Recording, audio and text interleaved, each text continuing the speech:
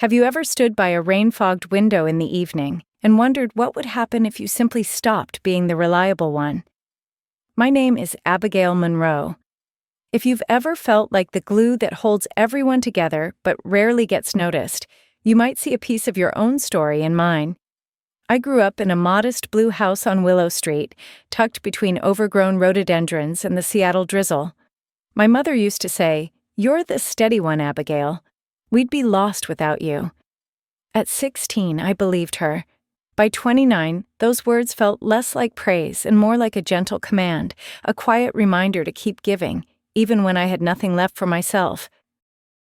There's a strange comfort in routines, waking up before sunrise to make coffee for my parents, packing lunches, fixing Mason's laptop before he rushed off to another half-hearted job interview.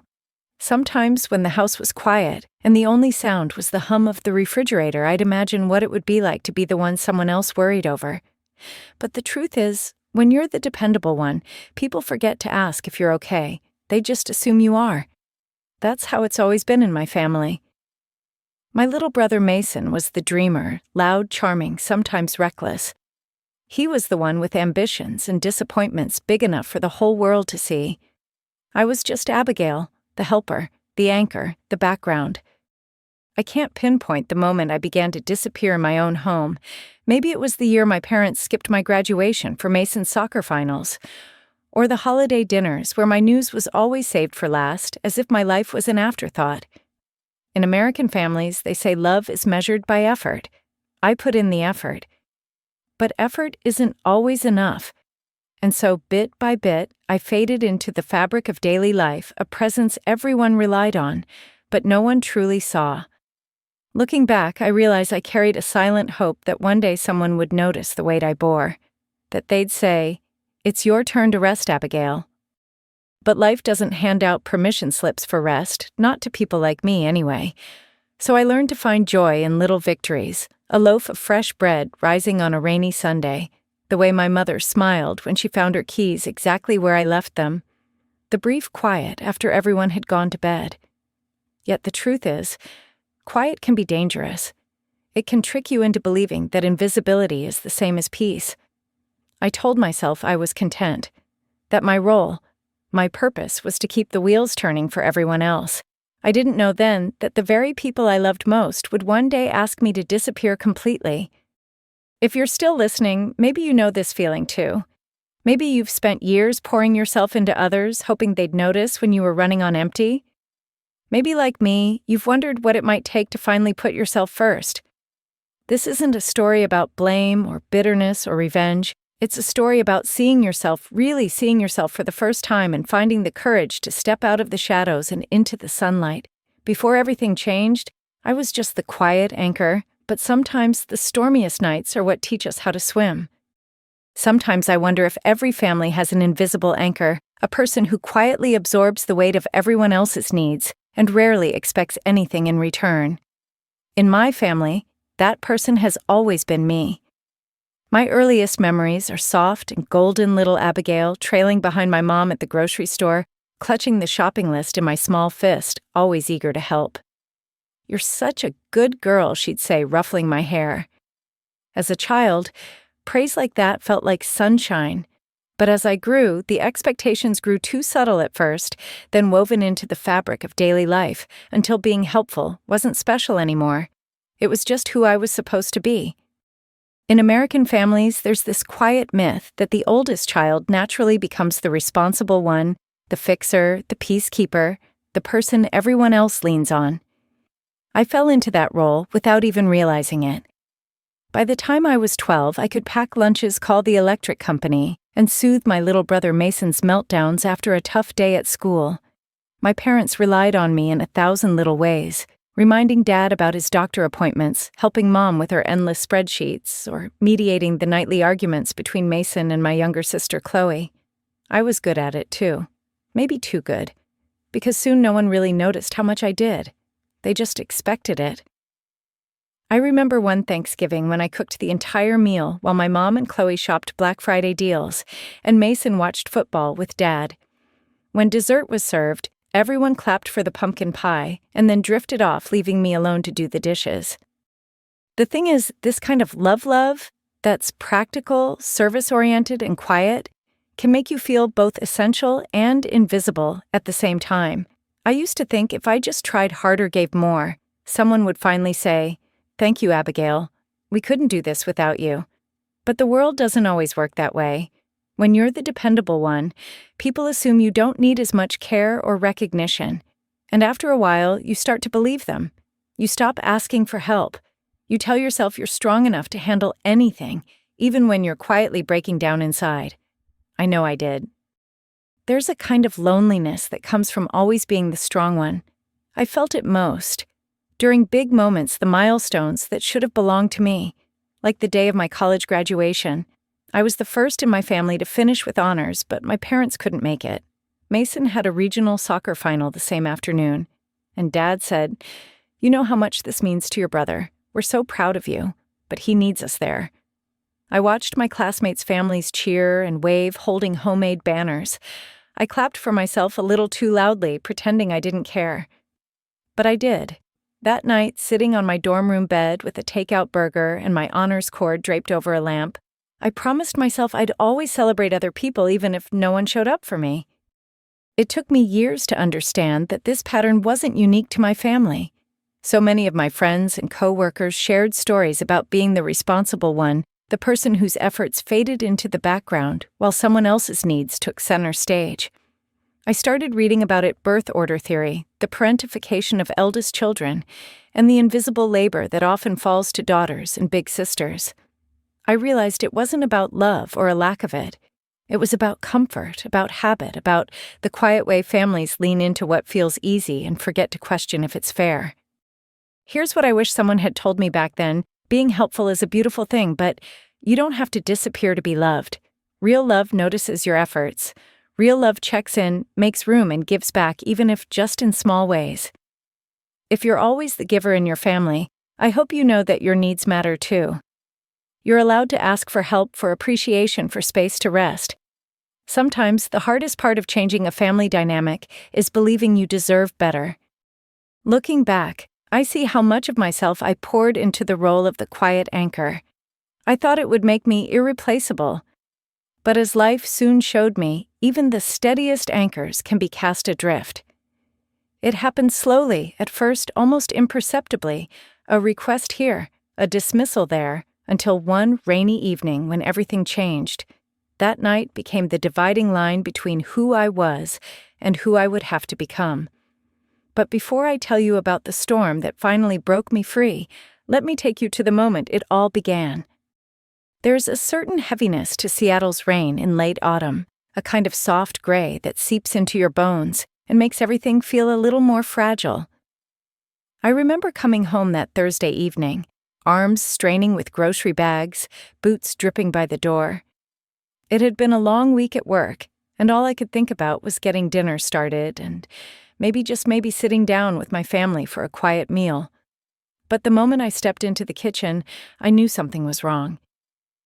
My mother sat at the table, her face pinched with worry, swirling a glass of red wine she usually saved for special occasions. My father stood behind her arms, folded, silent but stern. And Mason was sprawled out on the couch phone and hand legs kicked up like he owned the place. My mother's voice was the first to cut through the quiet "Abigail, we need to talk." It was that tone I dreaded, the one that meant a decision had already been made, and I'd been left out of the conversation. I set the groceries on the counter, my heart thumping. My father cleared his throat.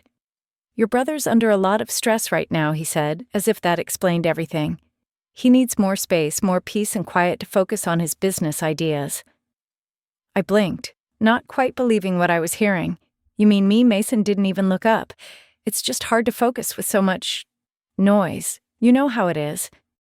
Noise. I wanted to laugh. My entire life I'd tiptoed around everyone else's comfort late nights, working in my tiny room headphones, on chores done quietly so Mason could nap or Chloe could study. I rarely invited friends over, afraid I'd disrupt the delicate balance of our household. I took on extra shifts so I could pay rent to my parents, hoping it might give me a little more respect, or at the very least a seat at the table when decisions were made. But that night, as my mother explained how they'd thought it through and decided I should move out just for a little while so Mason could have the space he deserves, I realized none of it mattered. My efforts, my sacrifices had become invisible, currency spent forgotten, and never enough. I tried to argue gently at first. I only come home to sleep. I work late. I keep my space clean. What noise? My father shook his head, almost apologetic. It's not about what you do. It's just what's best for everyone. But everyone never really seemed to include me. It was Mason's comfort, Mason's dreams, Mason's right to quiet that took precedence. I saw it all in that moment, the pattern that had played out since we were children. Mason's tantrums meant changed plans. Mason's failures were softened, never mentioned again. My milestones, my hard days faded into the wallpaper. It's a strange thing to pack your life into 2 duffel bags while your family sits in the next room talking about what's for dinner. I tried not to cry, not to make a scene. I hugged Chloe goodbye, even though she looked away uncomfortable. I closed my bedroom door behind me for the last time, listening to the rain beat harder on the roof. That night, I slept in my car behind the old bakery where I'd worked summer shifts in high school, rain tapping the windshield like 1,000 unspoken words. It was the loneliest I'd ever felt. For the first time, I realized how much of my identity had been wrapped up in being useful, being needed. And now, without a home, without a role, I felt lost. This isn't an uncommon story, though it rarely gets told. In American families, there's often an unspoken belief that the strong one will always find a way, so it's okay to ask them to sacrifice just a little more. We assume that giving up space, comfort, or even love for a sibling or a parent is a small price for harmony. But the truth is, every sacrifice chips away at your sense of self until you can't remember who you are when no one needs anything from you. That night in my car, shivering under a borrowed blanket, I learned a quiet lesson. Sometimes being the strong one means knowing when to walk away. In the days that followed, I floated through life on autopilot, crashing on friends' couches, picking up extra shifts, telling myself it was only temporary. But deep down, I knew something fundamental had shifted. The anchor had come loose. I could either drift forever, waiting to be needed again, or I could choose to find my own shore. That choice, as scary as it was, would become the beginning of a new chapter 1, where I finally had the chance to put myself first. But I wasn't there yet. First, I had to learn how to survive on the outside with nothing but my own 2 hands and a heart that was slowly, quietly learning how to hope again. There's a certain clarity that comes in the aftermath of loss. The first days after leaving home felt like wading through fog each morning. I woke in a different place, my few belongings stacked neatly at my feet, my heart sore from the unfamiliar quiet. I rotated between friends' couches and the back room at my cafe job, promising myself that tomorrow I'd find something more stable. But tomorrow always seemed just a little further away. Sometimes, as I watched the city lights flicker through a borrowed window, I wondered if I'd ever feel safe again, or if this rootlessness was my new normal. Money was tighter than it had ever been. My savings dwindled with each week. I learned to stretch $1 farther than I thought possible, canned soup dollar menu dinners, thrift store coats. It wasn't glamorous, but it kept me going. There were moments of small grace too, like the barista who slipped me a free pastry at closing, or the neighbor who let me use her laundry card, no questions asked. I realized with a pang of humility that sometimes kindness comes from the most unexpected places. It's funny how when you finally admit you need help, the world offers a hand even if it's not the hand you wished for. What I didn't talk about was the shame. In American culture, there's an unspoken pressure to always be moving forward, to be self-sufficient, never vulnerable. I'd been the capable one, the rock, for so long that admitting my life had unraveled felt like a private failure. I avoided running into old classmates, dreading the question.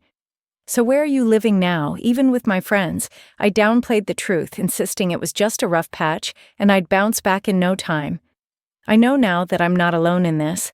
I've read stories, entire online threads of people just like me, quietly scraping by, too proud or too scared to ask for help. In a country where the American dream is built on self-reliance, it's easy to forget that everyone at some point needs a place to land.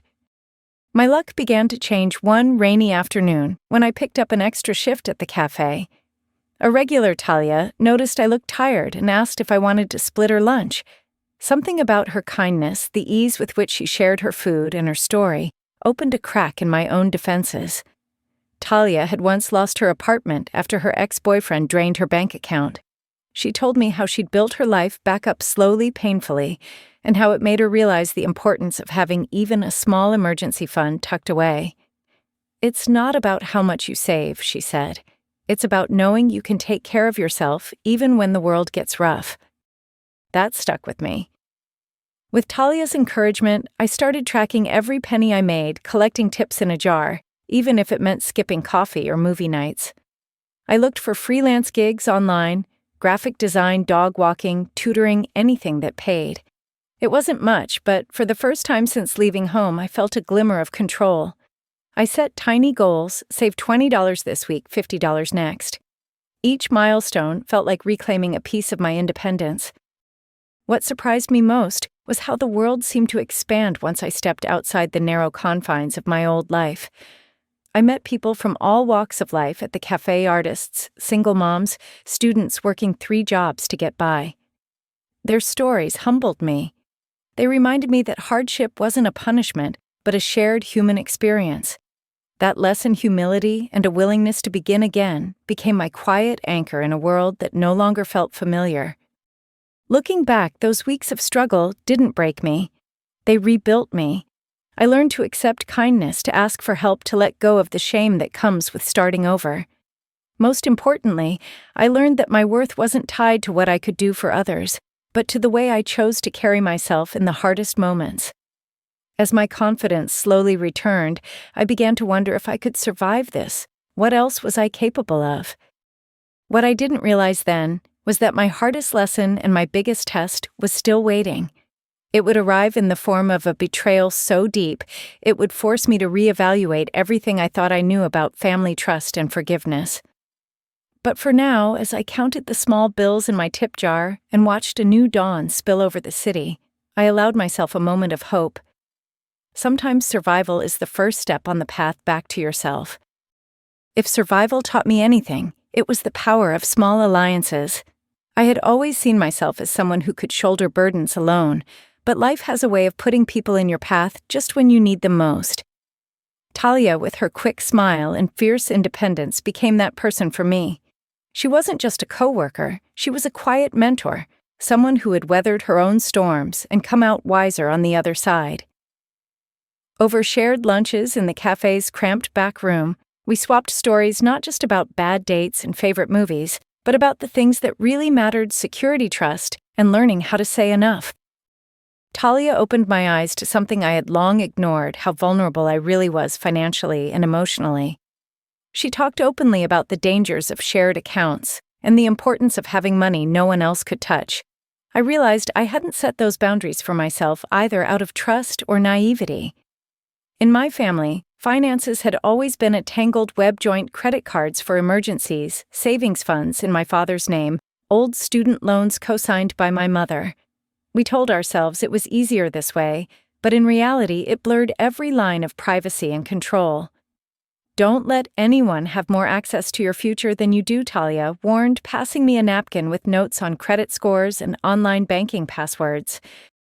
We made it a weekly ritual, reviewing budgets, tracking expenses, setting small, attainable goals. For the first time, I felt empowered. Every dollar I saved was a small victory, a quiet step toward independence.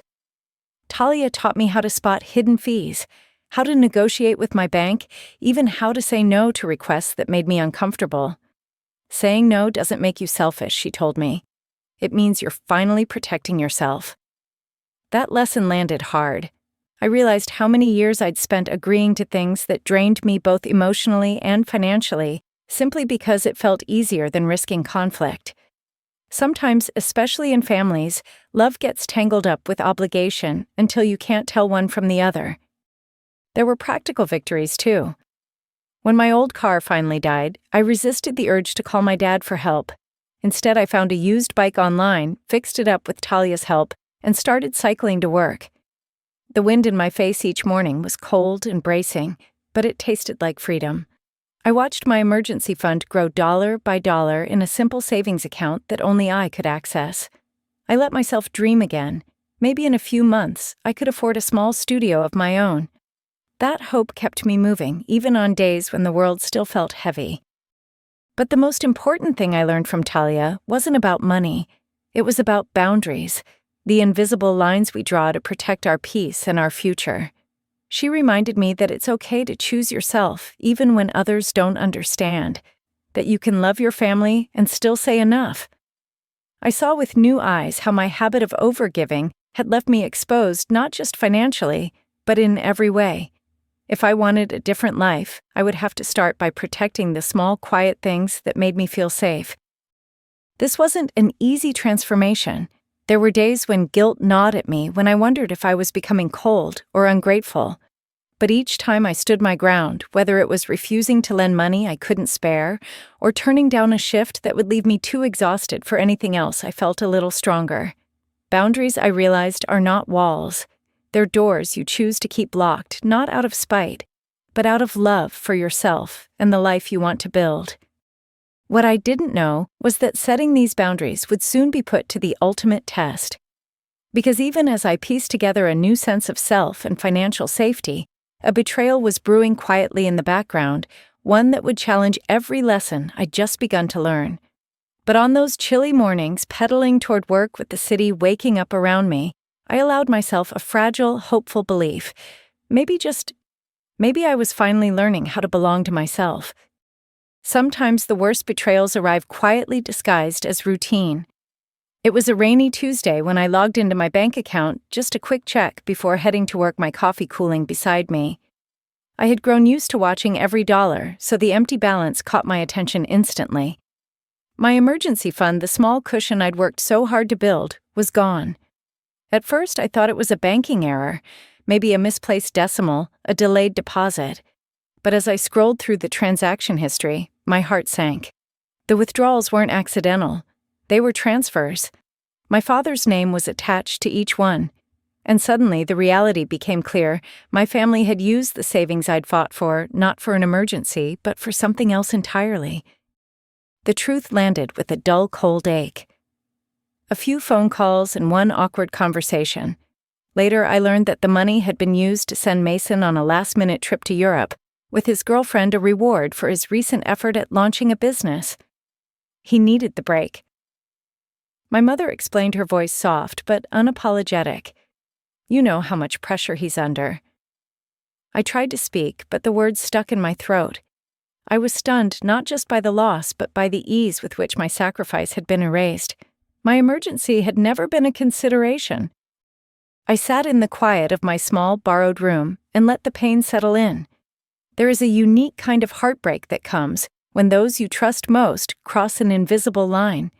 It's not just the money, it's the feeling that your hard work, your boundaries, your voice mean nothing in the face of someone else's wants. For years, I'd believed that loving my family meant being endlessly generous, that saying yes was a way to prove my loyalty. But in that moment, I saw the cost. The more I gave, the more invisible I became. In the days that followed, I replayed every moment of trust, every shared password, every joint account, every time I'd handled family bills or fixed someone's credit mistake. I realized I'd blurred the lines of responsibility and generosity until I didn't know where my duty ended, and my own needs began. And as I spoke to Talia and searched online for stories like mine, I saw just how common this was. All over the country, people, especially eldest daughters, find themselves drained not just emotionally but financially by the people who are supposed to care for them. Sometimes it's unintentional. Sometimes it's simply the way things have always been done. But either way, the pain is real. Talia listened as I recounted the details, her face sympathetic but firm. "You can't get that money back," she said, "but you can decide what you do next." She was right. I couldn't change what had happened, but I could decide how to respond. That night, I sat with my laptop and carefully unlinked every account. I called the bank, changed every password, closed every loophole I could find. My hands trembled, not with anger, but with a nervous kind of resolve. For the first time, I was protecting myself, not just reacting to a crisis. There's a lesson in loss, though. It isn't always obvious at first. Sometimes the hardest boundaries to set are with the people you love most. It's easy to say no to strangers. It's much harder when the request comes from someone you've spent a lifetime trying to please. But as I watched the final email confirmation come through, account successfully unlinked, I felt something shift. Maybe this was what it meant to truly grow up, to recognize that love doesn't mean letting yourself be emptied. Looking back, I know that moment was a turning point. It wasn't just about money, it was about seeing my own value apart from what I could give. I wish I could say my family understood immediately, or that the next conversation was filled with apology and reconciliation. But life isn't always so neat. Some lessons require time, space, and a willingness to sit with discomfort. What mattered most was that I'd finally chosen myself. I didn't know it then, but this small act of self-protection would set in motion a series of changes I could never have imagined. The next time I saw my family, I would have to face the truth, not just about them, but about who I was willing to be from now on. And in that confrontation, I would learn what it truly means to claim your place in your own story. Standing up for yourself isn't a single moment, it's 100 small, trembling steps. After I unlinked my bank accounts and closed every back door into my savings, I felt an unfamiliar calm settle over me. I expected immediate relief, but what came first was a wave of worry. Had I gone too far? Would my parents understand? Would Mason call angry and confused? I reminded myself setting boundaries doesn't make you cold. It makes you honest with others and with yourself. The fallout was quieter than I'd imagined. For a few days, there was nothing but silence. Then, the texts started, my mother's polite but urgent, my father's more clipped, and Mason's somewhere between frustration and bewilderment. Hey, the card isn't working. Did you change something? It wasn't long before my phone lit up with calls I wasn't ready to answer. I watched each one pass with a mix of dread and resolve.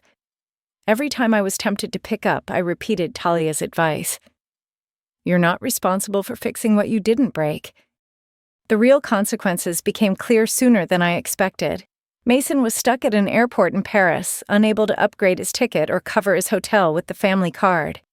My parents, who had gotten so used to me quietly patching every hole, suddenly found themselves scrambling to pay bills and reverse late fees.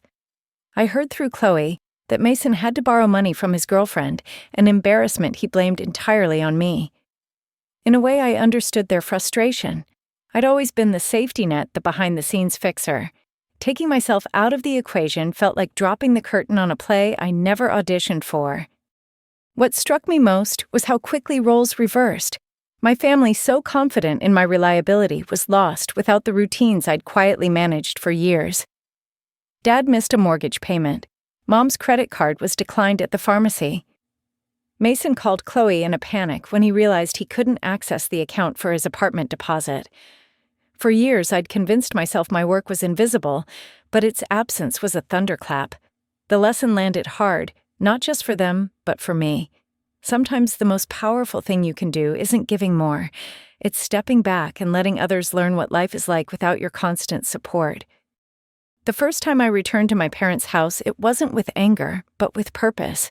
I had printed out bank statements and highlighted every instance I'd covered a bill, fixed an error, or prevented a penalty.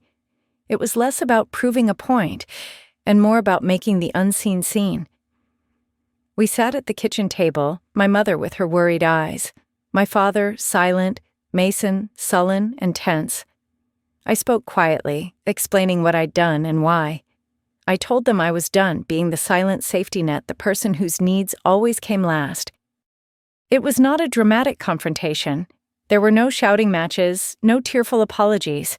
My parents tried to rationalize, to minimize. We didn't realize how much you did, my mother said softly. Mason muttered something about overreacting. But for once, I didn't let their discomfort dictate my response. I said what I needed to say and stood my ground. Sometimes that's the only closure you get. There's a particular kind of peace that comes from being honest about your limits. It's not always comfortable, and it rarely looks like victory from the outside. But after years of measuring my worth by how much I could endure, I finally understood saying enough is not just an end. It's a beginning. I left that day lighter, a little sadder, but deeply certain that I'd made the right choice. Looking back, I realized this wasn't just about money or chores or forgotten gratitude. It was about respect my own and the kind I hoped my family would learn. Letting go of old patterns is messy and slow, but each honest step opens the door to something new. The road ahead would not be easy. There were days when guilt and doubt crept in. But there was also space to build a life where I wasn't just useful, but valued. And as I stepped out into the evening, the sun finally breaking through the Seattle clouds, I knew the hardest part was over. It was time to rebuild, to discover what life could look like when I finally put myself first. That journey full of uncertainty and quiet triumphs was just beginning. Starting over doesn't happen overnight. After confronting my family, I returned to my small rented room with a strange mix of relief and emptiness. I'd defended my boundaries, but now the silence felt deeper. No urgent messages, no requests for help, just the soft hum of the city outside my window. I thought that once I stood up for myself, I'd feel instantly free, but the truth was more complicated. For years, my sense of purpose had been tethered to being needed. Without that, I had to figure out who I was and what made my life meaningful when no one else was watching. The first step was practical rebuilding the basics. I threw myself into work, picking up extra shifts at the cafe and freelancing on the side. For the first time, every paycheck was truly my own. It was both exhilarating and intimidating to watch my little savings account grow, even if it was just a few dollars at a time. I made lists, essentials I wanted for my own place, small comforts like a sturdy kettle, a patchwork quilt, and pots for houseplants. Each purchase, no matter how modest, felt like a stake in my new life. One Saturday, Talia and I visited a thrift store and found an old armchair for $10. We hauled it up 2 flights of stairs, laughing until we were out of breath. That chair became my safe spot, a symbol of everything I was slowly building. With each small victory, I discovered new parts of myself. I took morning walks, letting the misty air clear my head. I joined a community art class, something I'd never allowed time for, when every spare moment went to my family. At first, I felt awkward and out of place among strangers. But as the weeks passed, I found comfort in their company, people from every background, all trying to carve out space for themselves in a busy world. There was a retired nurse learning to sculpt a single dad sketching cartoons for his kids, a young woman painting her dreams onto giant canvases. We shared stories over coffee breaks, each of us searching for connection and a sense of belonging. It struck me that healing often happens in the quiet corners and shared moments with people who see you for who you are, not for what you do. Of course, there were setbacks. There were nights I lay awake wondering if I'd done the right thing, worrying about my family's struggles without me. The old guilt would creep in. Should I call? Should I check on Mason? Was I being selfish? But Talia's words echoed in my mind. You can love people from a distance. You don't have to set yourself on fire to keep others warm. I began to understand that self-care isn't abandonment. It's an act of trust, trusting that others can figure things out, that they can grow too, even if it's uncomfortable. Letting go meant respecting my family enough to let them face the consequences of their own choices. There were also moments of genuine joy. I remember the first time I hosted friends for dinner in my little studio, the smell of homemade soup filling the air, mismatched mugs clinking as we toasted to new beginnings. We played old records and laughed until midnight, and for the first time in years, I felt truly at home. Not because the space was perfect, but because it was mine. I had chosen it, shaped it, filled it with memories that belonged only to me. The lesson I learned in those months was simple, but profound. Rebuilding isn't about erasing the past.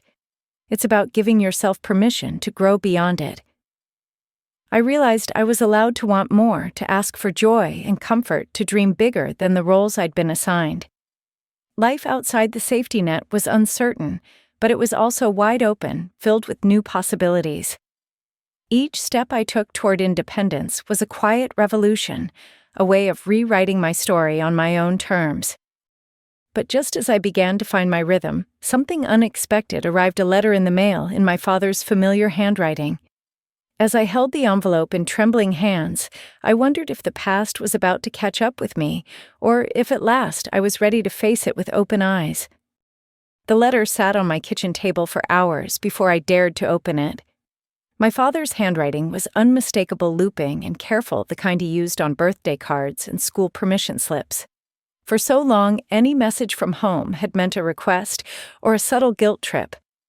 But this envelope felt heavier, weighted with something unspoken. I made tea, tried to distract myself with cleaning, but the letter waited patient as the rain sliding down my window. When I finally opened it, my hand shook. The first thing that fell out was a faded photograph me at 12, beaming at my middle school science fair, holding up a homemade volcano project. I remembered that day so clearly, how I'd worked for weeks, hoping my family would come to see my display. They never made it. Mason had the flu. Mom was swamped with work. Dad promised he'd try, but couldn't get away. In the picture, I'm smiling alone, a teacher's hand on my shoulder. For years, I'd buried the sting of being forgotten. Now that old ache welled up fresh and sharp. The note was short, just a few lines. "Abigail, we were wrong. I see now all the ways we overlooked your efforts, your needs. There's no excuse, only regret. I hope someday you'll let us try again. Love, Dad." No long explanations, no promises to change everything, just a quiet admission. It wasn't the apology I'd always dreamed of, but it was honest. I let myself cry slow, relieved tears for the girl in the photo and the woman I was becoming. Forgiveness, I've learned, isn't a single moment. It's 1,000 small choices to release the grip of old wounds. For a long time, I thought forgiving my family meant letting them back into my life on their terms. But what I needed most was the freedom to write my own. I took the photograph and pinned it to my bulletin board, not as a reminder of pain, but as proof of resilience. I saw myself standing tall, even when no one showed up, and realized that every lonely victory had shaped me into someone strong and kind. It wasn't just about forgiving them. It was about forgiving myself, too, for the years I spent seeking approval that never came, for the anger I'd carried like armor, for all the ways I dimmed my light to make others comfortable. In therapy and in quiet talks with Talia, I began to untangle those old patterns. I made a list, literal on paper, of boundaries that would keep me safe if I chose to reconnect. Visits would be on my terms, financial matters off limits, my time and space respected. I practiced saying no even when my heart wanted to say yes, and I trusted that loving from a distance could be just as real. That season I heard from others with stories like mine, colleagues, classmates, even strangers online who knew the pain of being overlooked. We traded advice, shared laughter, and celebrated each other's wins, no matter how small. It was comforting to realize I wasn't alone. There's a quiet army of people rebuilding themselves after years of invisible labor, learning to set boundaries and reclaim joy. Each story made me braver, a little more willing to step forward instead of shrinking back. The lesson I took from my father's letter was this: forgiveness is a gift you give yourself. It doesn't erase the past or guarantee a future with those who hurt you, but it does make room for peace. And with peace comes clarity, the freedom to decide what family means for you, the power to choose how, and if you let others in. I wrote a reply, simple and honest, thanking him for his words, but making clear the boundaries I needed. It was the first time I'd ever voiced my needs so plainly. Life didn't suddenly become perfect. There were awkward phone calls and careful holiday visits, but also real moments of understanding, glimpses of a new relationship built slowly and on my own terms. The pain of the past hadn't disappeared, but it no longer dictated my present. And as spring crept back into the city, bringing longer days and the promise of renewal, I found myself ready for the next chapter, living boldly, loving wisely, and trusting that I deserved a life filled with both peace and purpose. Healing is rarely loud. For me, it was a process of quiet reclamation, like opening curtains to let sunlight seep into long neglected corners. In the months after I replied to my father's letter, I felt a gradual shift inside a gentler rhythm, to my days a new spaciousness where guilt and anxiety used to live. Rebuilding my life hadn't erased the past, but each small act of self-care reminded me that I was worthy of tenderness, especially my own. Boundaries, I discovered, are living things. They're not stone walls, but garden fences, flexible, requiring care, and sometimes needing repair. I practiced mine with intention.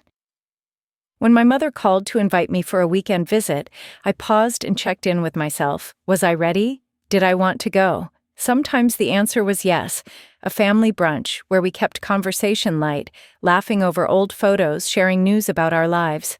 Other times, it was a gentle no choosing to spend the afternoon painting or reading in the sunshine of my little studio.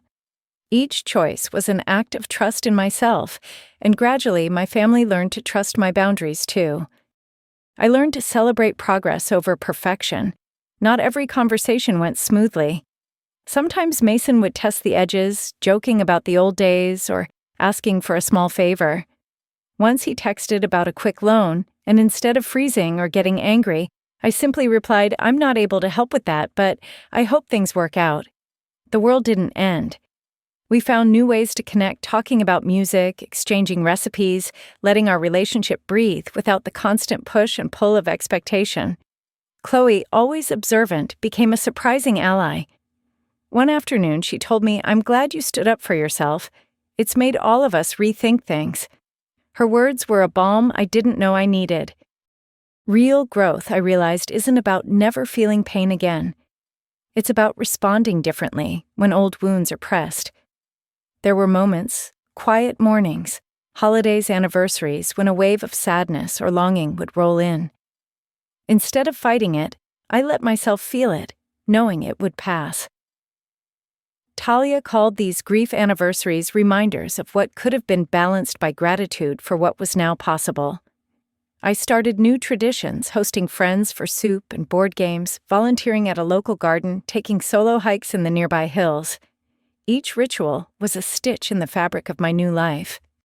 The most profound lesson came from observing others on similar journeys. At work, I met a colleague, Janet, who shared that after years of putting her family first, she'd finally moved into her own apartment at 50. "It's never too late to choose yourself," she said, and I believed her. I read books about boundaries and self-worth, filling journals with quotes and affirmations. One night, I stumbled across a podcast featuring people who had rebuilt their lives after family estrangement or complicated childhoods. Their stories echoed my own and reminded me that healing isn't a destination, it's a practice. If there's one thing I want others to know, it's this: you're allowed to evolve. Family patterns can change, and so can you. Saying no is not a betrayal. Asking for what you need isn't selfish, it's survival.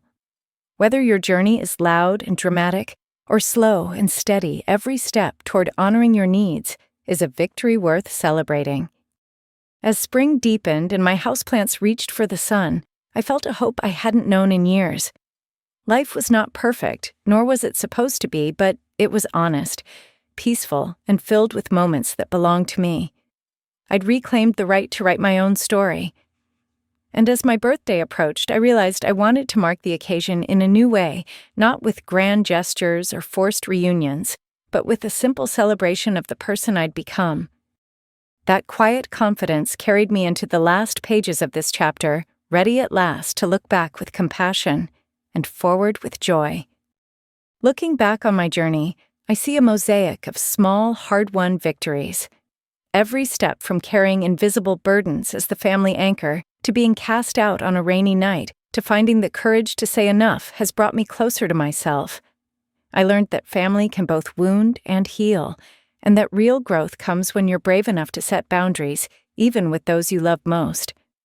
The lessons of loss, resilience, and forgiveness shaped me more than any easy comfort ever could. Through the struggle of surviving on my own, I discovered unexpected strength. Building a life from scratch wasn't just about paychecks or furniture, it was about choosing each day in 100 quiet ways to honor my needs and trust my own heart. Friends like Talia reminded me that we are allowed to choose ourselves, and that boundaries are not walls, but doors to freedom and peace. Slowly, the guilt of saying no faded, replaced by the quiet confidence of a woman who knows her worth. Forgiveness, I realized, is never about forgetting or pretending the past didn't hurt. It's about releasing old pain so something new can grow. Accepting my father's simple apology, even years late, let me loosen my grip on old disappointments. My family didn't change overnight, but my willingness to honor my own boundaries opened the door for real, honest connection, a kind I never thought possible. I learned that love is not measured by sacrifice alone, but by the willingness to meet each other's flaws and all with compassion. Now, as I sit in my cozy studio, surrounded by thrifted treasures and sunlight, I see a future that is open and full of possibility. The hard-won peace I've built isn't perfect, but it's mine. I find joy in the everyday sharing meals with friends, trying new things, building a life that reflects who I truly am. If you've ever felt invisible in your own story, I hope my journey reminds you you are worthy of being seen, loved, and celebrated exactly as you are. If any part of my story spoke to you, I invite you to share your own in the comments below. Maybe you've faced family struggles, or you're learning to set boundaries for the first time, or you're searching for a sense of home inside yourself. Your voice matters here, and this is a space for support and hope. Don't forget to subscribe to this channel for more stories about resilience, healing, and the power of choosing yourself. Like and share if you believe in second chances and new beginnings. Every comment and connection makes our community stronger, and you never know who might need to hear your words today. Thank you for walking this journey with me. Wherever you are, may you find the courage to honor your story, set your boundaries, and trust that even after the stormiest night, the sun will rise just for you.